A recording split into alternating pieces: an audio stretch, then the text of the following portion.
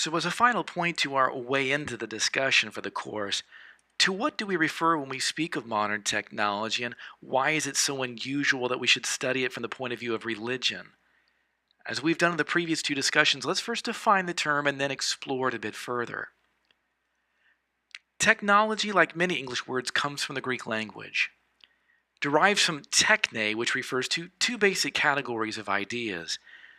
First, it refers to technique, art, or craft, and then secondly, to a tool meant to accomplish a certain task or goal. Note that these two aspects are directly related and interdependent. Let me ask you a question. Right now, think of a modern technology. What image or images come to mind? Perhaps you're thinking of a cell phone, the one you're probably texting on right now instead of paying attention. Maybe you're thinking of a laptop or a smartwatch. Perhaps you're thinking of drone technology based on a story you read moments ago. I actually held a drone in my hands the other day at the Apple Store. Yes, you can buy a drone at the Apple Store right now. Whatever you're imagining, likely you have in mind a modern piece of equipment. That is technology, but you have to keep in mind that techne involves more than that. It's about the technique used to accomplish a specific goal. Goal, craft, tool, all work in tandem to materialize together in what we call technology. As examples, think of the proverb, necessity is the mother of invention, and you're in the right frame of mind here. And consider the famous inventor every elementary student likely is familiar with, Archimedes. In Syracuse, he launched a ship too large to be moved by conventional methods with the use of a lever. There was a need or objective, a ship that needed relocation. He needed a technique, leverage. He came up with the tool, the lever. I draw your attention to these details because some modern technologies have no identifiable or, better stated, singularly associated tool. Think of genetic engineering or therapeutic cloning, for example. We're talking about modern techniques that use a variety of tools to accomplish their tasks. Also imagine psychiatric medications. We could think of pills, which would be a type of tool used to dispense medication, maybe. But again, we're dealing with medicines, and we often don't conceive of medication as a tool or a device, certainly not like we would wearable computing like Google Glass or the iWatch, artificially intelligent machines, or even driverless vehicles or other such devices, large or small. Moving forward, and secondly, in a manner of speaking, how is today's technology vastly different from yesterday's? Let's just highlight a few things. As your author points out in the textbook reading, we've now entered into an age where, because of technology, we're having to ask questions we've never had to ask before. In the history of technology, for instance, we've never had to ask ourselves, what does it mean to be human? Now, what I mean by that does not include the asking of that or related questions from within, say, the history of ideas, i.e. philosophy, or even theology. We're talking about tech here. Today, we've moved beyond using modern inventions that make life more comfortable, efficient, or productive. We've now moved beyond the industrial tech era and even beyond what author Alvin Toffler calls in his book Future Shock as the age of super-industrial man.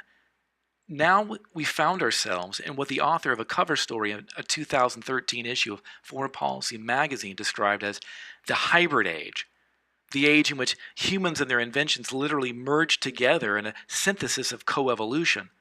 Literally, we are merging today with the machine. As we evolve technology, technology is evolving us into something beyond human, at least in terms of what we've always considered humanity to be. Now we're even having to ask the question out of a very pressing and immediate need, what, in fact, today does it mean to be human? Moreover, we're also tampering with the natural world like we've never been able to do before. Through advances in genetic engineering, not only with respect to the human genome, but also that of plants and animals, and in cloning and in nanotechnology, we can alter nature in ways only dreamed of in the past. We're now able to alter ourselves and the world around us into things other than what we've known them to be. Ultimately, if we compare these two small books published recently by the Society for the History of Technology, we get the idea. In this one, the author describes the technological advances of the great Greek and Roman civilizations. Essentially, the book contains examples of great Western advancements in food and water preservation and distribution, architectural achievements, developments in textiles and metallurgy. In this other book, focusing on the modern notion of technological utopianism, what we come away with is a call to critique or check our naivety against the for-profit and ahistorical messages of a few power innovators, proponents, and prophets of today's high-tech world. Such proponents are basically trying to create for us a culture which sees true progress only through a technological worldview, one bent on the notion that we can solve all the world's problems with technological advancement. As the author points out, many advances are good in terms of their beneficial effects on society. However, as in Mary Shelley's Frankenstein, our modern prophets of technomania typically abandon and refuse to take responsibility for their creations and the actions of those creations. From our point of view in this course, they don't take into account the effects, short-term or long-term, on relationships.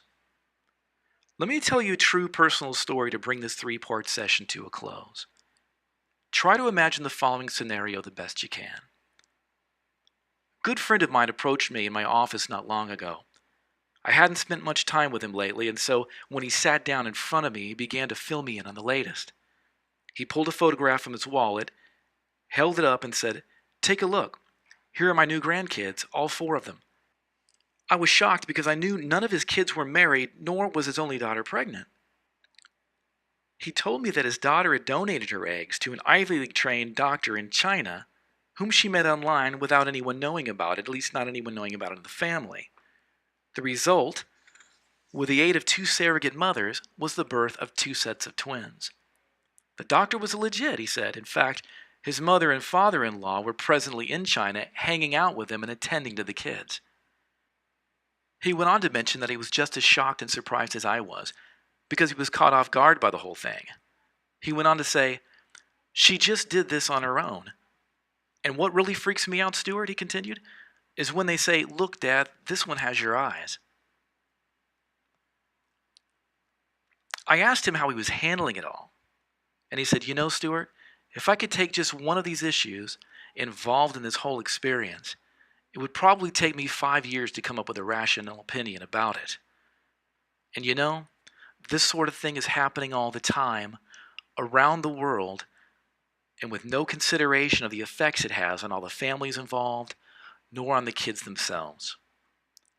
That's the kind of world we live in.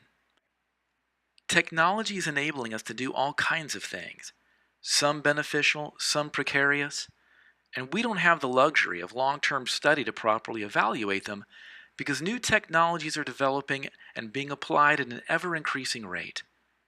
We need some sort of method by which to critique them now, and at the very least, aid us in offering an opinion as to the value these technologies are bringing to us and to our world on a case-by-case basis. Religion, as asserted here, can provide that. Now let's put that assertion to the test as we explore current technologies over the next few weeks.